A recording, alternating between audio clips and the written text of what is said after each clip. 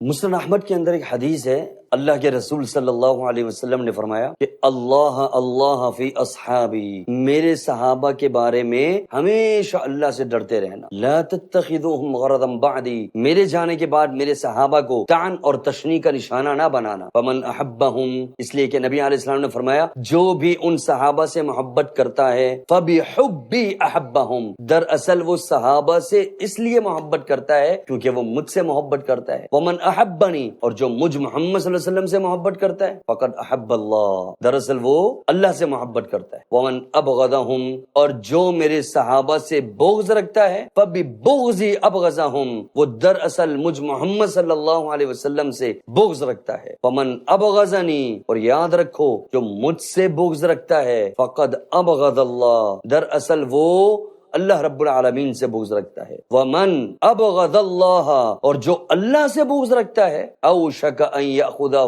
اللہ اس کو چھوڑے گا نہیں، اللہ اس کو پکڑے گا ضرور، اوشک ان یاخذہ، ان قریب اللہ اس کو ضرور پکڑے گا، یا پھر یہاں پکڑے گا یا پھر وہاں پکڑے گا۔ اللہ کی پکڑ بڑی سخت ہے ان لوگوں کے لیے جو صحابہ کرام رضوان اللہ علیہم اجمعین سے بغض رکھتے ہیں، ان سے کینہ رکھتے ہیں، ان سے نفرت کرتے ہیں، یا پھر انہیں سب و شتم کا نشانہ بناتے ہیں۔ اللہ کے نبی علیہ السلام نے واضح طور پر اس حدیث میں یہ پیغام دے دیا، اور ذرا غور کیجئے الفاظ کیسے دو ٹوک ہیں۔ جو صحابہ سے محبت کرتا ہے وہ محمد صلی اللہ علیہ وسلم سے محبت کرتا ہے، جو محمد صلی اللہ علیہ وسلم سے محبت کرتا ہے وہ اللہ سے محبت کرتا ہے، جو صحابہ سے بغض رکھتا ہے وہ محمد صلی اللہ علیہ وسلم سے بغض رکھتا ہے، اور جو محمد صلی اللہ علیہ وسلم سے بغض رکھتا ہے وہ اللہ سے بغض رکھتا ہے، اور جو اللہ سے بغض رکھتا ہے اللہ اس کو ضرور پکڑے گا۔ یہ صحابہ کرام رضوان اللہ علیہم اجمعین، ان کی شان اور ان کی عظمت کیوں ہے اتنی؟ کیونکہ یہ وہ ہیں جنہوں نے اللہ کے نبی علیہ السلام کے ساتھ قدم ملا کر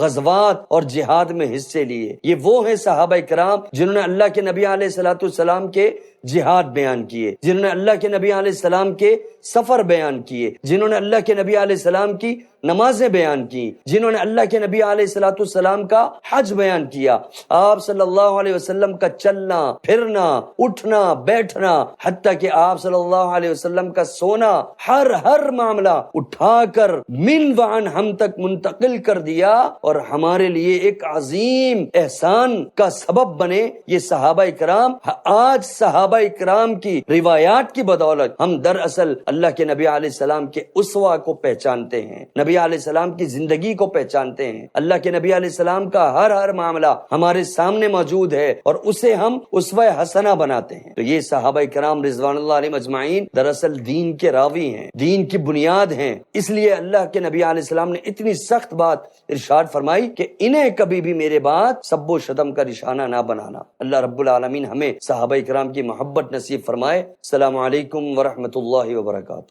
امن کا پیغام صورت اسلام، امن کا پیغام انسانیت کے نام۔